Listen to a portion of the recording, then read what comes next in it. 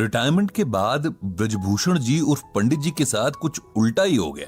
जहां लोग आमतौर पर रिटायरमेंट के बाद समय काटने के लिए वो सारे काम करने लगते हैं जिनसे जिंदगी भर वो बचते रहे थे, जैसे कि सुबह शाम घूमने जाना, आस पड़ोस में दोस्त बनाना, पौधों में पानी डालना वगैरह वगैरह। लेकिन पंडित जी का हाल कुछ उल्टा ही था। उनके पास उनका गीता ज्ञान का ब्लॉग था, जिसके जरिए उन्होंने जाने कितने लोगों से दोस्ती कर ली थी। उनकी कंप्यूटर स्क्रीन की एक छोटी सी खिड़की थी जिससे वे सारी दुनिया को देख सकते थे, अपनी बातें कह सकते थे, दूसरों की सुन सकते थे। इस एज में अपना सीखा दूसरों को बांटने की और दूसरों से सीखने की उनकी भूख ही पंडित जी को कभी पता नहीं चलने देती थी कि अब धीरे धीरे बुढ़ापा उनकी हड्डियों पर हावी हो रहा है। जिंदगी धीरे धीरे रेत की तरह मुट्ठी से फिसल रही थी। नमस्कार दोस्तों, रोज जाने कितने लोग ईमेल के जरिए पंडित जी से अपनी जिंदगी की परेशानियों का हल मांगते, और पंडित जी अपने गीता ज्ञान से हर बार कोई ना कोई ऐसा हीरा निकाल ही लाते थे जो अंधेरी रात जैसी मुश्किल में भी उजाले की किरण बिखेर देता। लेकिन कई बार दूर के लोगों को समझाना आसान होता है, अपने आसपास के लोगों को बिल्कुल नहीं, क्योंकि तब आप भी उनके दुख में दुखी होते हैं और तब उनके साथ आपको खुद को भी समझना होता है, जो कि दुनिया का सबसे मुश्किल काम है। पंडित जी भी कल रात से ऐसे ही एक डिलेमा में फंसे हैं। उनके बहुत खास दोस्त रविकांत दुख की नदी में डूब रहे हैं और पंडित जी को समझ नहीं आ रहा है कि कैसे अपने दोस्त को डूबने से बचाएं। क्या कहें ऐसा कि उनके मन को हिम्मत मिले। कहने जाते भी हैं तो अपना ही गला रुआंसा हो जाता है। रह रह कर बस पुराने वक्त की यादें आंखों के आगे आ जाती हैं।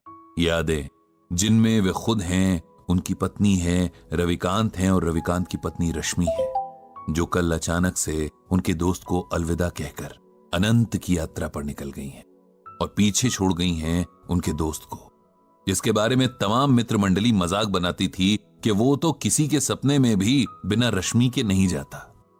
रश्मि और रविकांत की कहानी याद करके पंडित जी बार बार भावुक हो जाते हैं।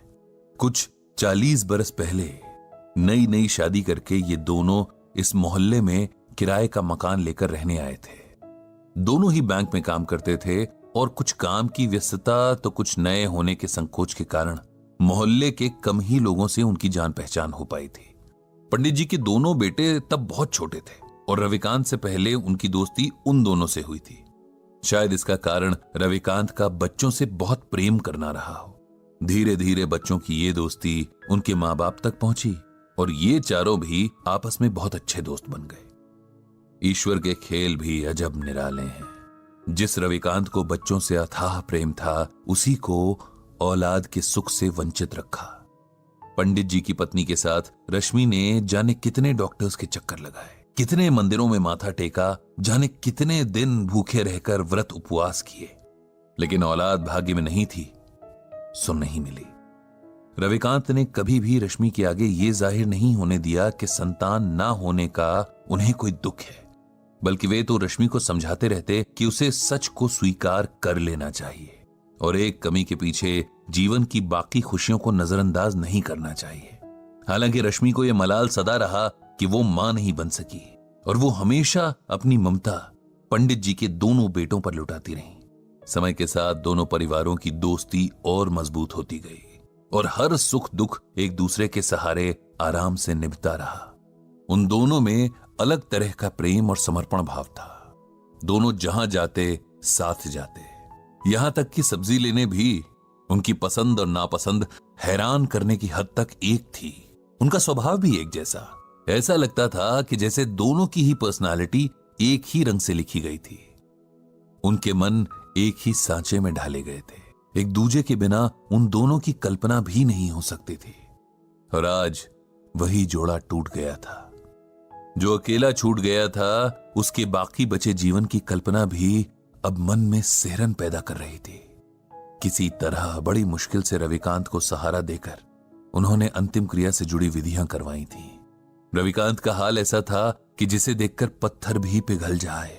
उसका विलाप, उसके आंसू देखकर तो मौत के देवता की आंखें भी भर आई होंगी।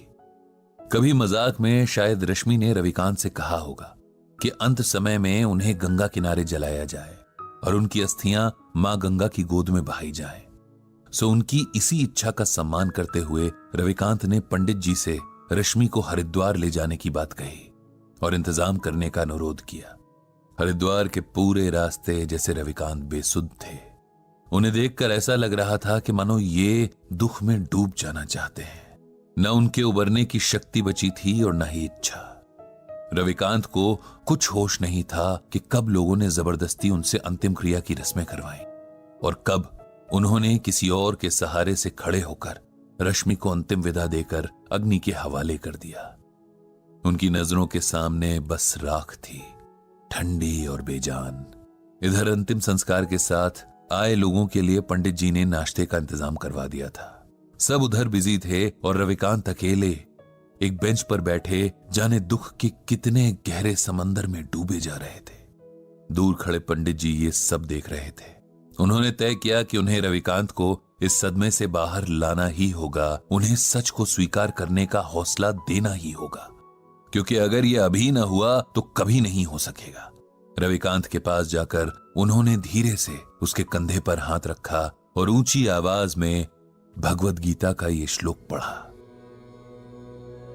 नैनम छिंदन्ति शस्त्राणि नैनम दहति पावकः न चैनम क्लेदयन्त्यापो न शोष्यति मारुतः। जानते हो रविकांत, इस श्लोक का अर्थ क्या है? श्लोक का अर्थ है, आत्मा को न औजार काट सकते हैं, न आग उसे जला सकती है, न पानी उसे भिगो सकता है, न हवा उसे सुखा सकती है। आत्मा अजर और अमर है। यह श्लोक श्रीमद् भागवत के दूसरे अध्याय में है, उसी गीता में जो स्वयं भगवान श्री कृष्ण के श्रीमुख से अमृत बनकर बरसी और जिसकी ज्ञान गंगा में भीगने वाला हर मन मोक्ष पा लेता है। रविकांत का ध्यान आज सुनी हुई सारी बातों में बस इसी बात ने थोड़ा सा उसकी ओर खींचा। उन्होंने पंडित जी से पूछा कि उनके सुनाए श्लोक का यहां क्या मतलब है, क्या संबंध है? क्योंकि तुम शरीर और आत्मा का फर्क भूल रहे हो मेरे दोस्त। अपनी प्रिय पत्नी के शोक में तुम इस सच को अनदेखा कर रहे हो कि उसका सिर्फ शरीर नष्ट हुआ है, उसे चलाने वाली आत्मा नहीं, क्योंकि आत्मा तो अजर अमर है। एक शरीर से दूसरे शरीर की यात्रा करती है, एक जन्म से दूसरे जन्म का फेरा लगाती है। जो मिटा वो मिट्टी थी, जो जीवन शक्ति थी वो अब भी वही है, किसी और मिट्टी में जान फूंकने चली गई है। उसके लिए शोक करना बेकार है, ये उस आत्मा का अपमान भी है। उसे सम्मान के साथ विदा करना ही समझदारी है। यही बात हमें गीता में भगवान श्री कृष्ण अर्जुन को समझाने के बहाने समझा रहे हैं। हमारे मोह माया के बंधन हमें सच्चे लगते हैं, लेकिन सच सिर्फ एक है, और ये वही सच है जिसे भगवान श्री कृष्ण ने अर्जुन को बताया है कि आत्मा अजर और अमर है। इसीलिए शरीर के प्रति प्रेम रखना व्यर्थ है। तुम्हारी रश्मि की देह का साथ तुम्हारे साथ बस यहीं तक का था। इस सच को स्वीकार कर लो और उसकी मृत्यु को उसी भाव से स्वीकार करो जिस भाव से उसके साथ को स्वीकार किया था। माता पिता, बेटा बेटी, पति पत्नी, ये सब रिश्ते देह से जुड़े हैं। आत्मा इन रिश्तों से आजाद है। वो किसी अभिनेता की तरह बस किरदार निभाने तक देह में रहती है। किरदार खत्म तो आत्मा भी किसी और किरदार को निभाने निकल जाती है। जो अब तक जिया उसकी अच्छी यादों को समेट लो, वही जीवन की कमाई है। उसी के सहारे आगे का जीवन काटना है। उस आत्मा को प्रणाम करो और खुद को शरीर के मोह से आजाद करो। पंडित जी की इन बातों को सुनकर और भगवद गीता के श्लोक की व्याख्या सुनकर रविकांत के मन को ऐसी हिम्मत मिली जैसे किसी डूबते हुए को किसी मजबूत हाथ का सहारा मिल गया हो।